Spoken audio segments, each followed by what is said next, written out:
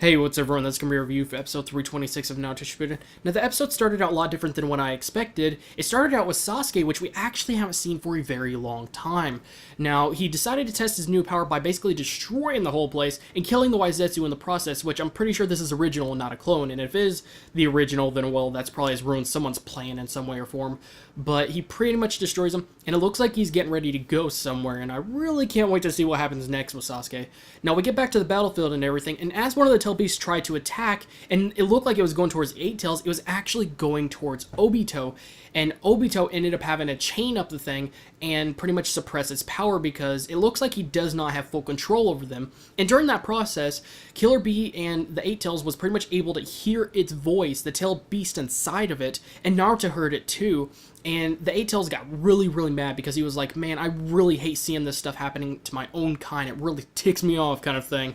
So at least we get to actually see that. And as things start progressing, we got to a part where the Obito actually was looking at Kakashi specifically and said something interesting about Kakashi's eyes, which makes me really wonder and made me kind of feel like, are we about to get to the part where, Obito and Kakashi, start going at it or something? Probably not, but it really felt like it was that because it was very, very directive at Kakashi, and it was specifically about those eyes and everything. And we got to a part where the Eight Tails and the Nine Tails were both basically arguing back and forth, and Naruto was like, hey, I didn't know you guys could talk to each other. And it's like, well, it makes sense because, you could talk to the Eight Tails, Naruto, and I don't know if Killer Bee could talk to the Nine Tails, but we probably don't want to try that out. But it would kind of make sense for them to be able to talk to each other as well. But they were getting in a big argument and everything, and it was really, really getting tense. Kakashi and Bushiroad, I will say that it looked like they were really, really having to put up their absolute best, or pretty high, and just to be able to actually fight against some of the Tail Beasts and everything. And as one of the Tail Beasts, started attacking and everything, after a while, Obito actually decided to, well, let's go ahead and bring out some more tailed beasts. So we brought out two more tailed beasts, including the Four Tails, and things really, really started getting tense and everything. And it was really, really crazy to see that. And one of the things I actually really like seeing was that we got to a part where the Nine Tails actually started, having flashbacks of Naruto and everything. And it seemed like the Eight Tails was really going after the Nine Tails, really trying to get to him, try to, get through to him, not just argument-wise, but trying to get some points across or something, or asking Nine Tails questions like, why aren't you helping Naruto? And all that stuff and everything. And we got some flashbacks, of the Nine Tails and, things that Naruto has said to him before that has somehow impacted the way, that Nine Tails looks at him. But we also saw some flashbacks later of how everyone has talked to the Nine Tails before him, before Naruto. And how how he felt before, and just really how everyone has really treated the Nine Tails for so many freaking years.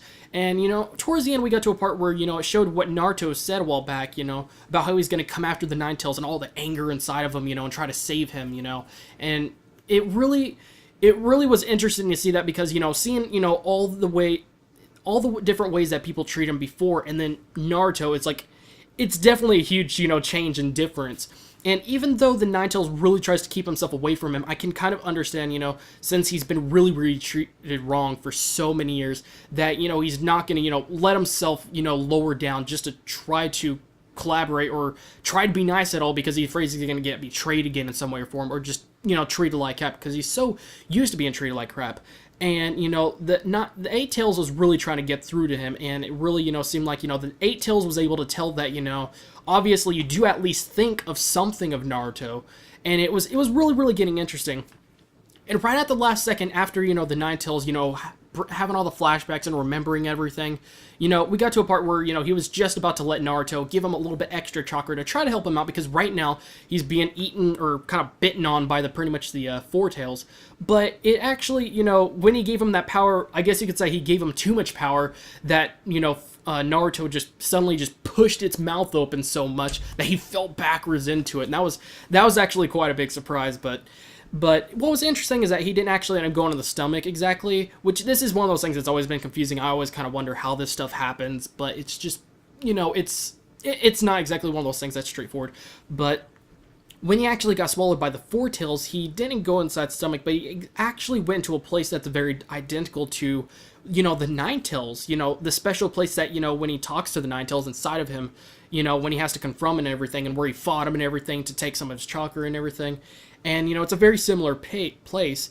And when he actually was talking to the Four Tails, the Four Tails was just kind of bashing him, because I guess you could say he's just so used to, everybody wanting power from him. He's like, what do you want? You want to take power away from me too? And all that stuff. And Naruto was just kind of sidetracked, like, where the heck am I? How do I get out of here? And I really found it interesting when the Four Tails was actually, he was able to tell that the Nine Tails is son of Naruto, and he told Naruto, his name and everything, and Naruto was like, "What? You guys have names?" And he's like, "Well, yeah." And I find it interesting that his name was Son Goku, and he just happens to be, a gorilla or ape type of creature, and it's like, yeah. But anyways, I'm gonna move past that. But that was still just very interesting. And what I really did like is, that even though, after a while, he was being really hard on Naruto, because he's used to just being abused, he's just kind of, I don't know, he's just used to being pushed around and everything. And, after a while, of talking with Naruto and everything, he was able to, sense that, hey, this boy's different. And, of course, Naruto went into his flashbacks, and, just not exactly flashbacks, but, how he was treated when he was younger, just because he was a Jinchuriki and everything. And he started talking about, how he, he really, really, loves how, the Eight Tails and how Killer Bee can get along so well, and how he envies them and just how well they get along and everything. And, talks about, I guess you could say, kind of how he wants to go after the Nine Tails to create that type of bond or possibility. And, it really, really, changed the way, the Four Tails, looked at him, because he was so surprised. And, when he looked Naruto in the eyes, he's like, God, that kid is dead serious. And it really, really changed his perspective. And I really, really did like this. I really did find this interesting. And, I guess you could say at the very end, we got to a part where the Eight Tails, or the Four Tails, pretty much, was on, he felt enough with Naruto that he could trust him. So he pretty much told Naruto, like, hey, if you want to help me out, then you can help me by undoing these chains. And Naruto looked like he was very excited. He just looked so excited and happy about it. I guess you could say for Naruto as himself, his favorite part was probably learning what the Nine Tails name, which is Kurama, which is, I'm not going to lie, that would be pretty awesome, to finally learn the Nine Tails names. And of course the Nine Tail got mad, like, dang it, you Four Tails, why did you have to tell him my name? So I'd give this episode overall a 4.6 out of 5. I feel like it was a pretty good episode. The animation was pretty good. There was quite a lot of action. And we finally got to see Sasuke. It's been a very long time, and I still really can't wait to see what actually happens with him and everything, and where he's actually going and what's going to happen.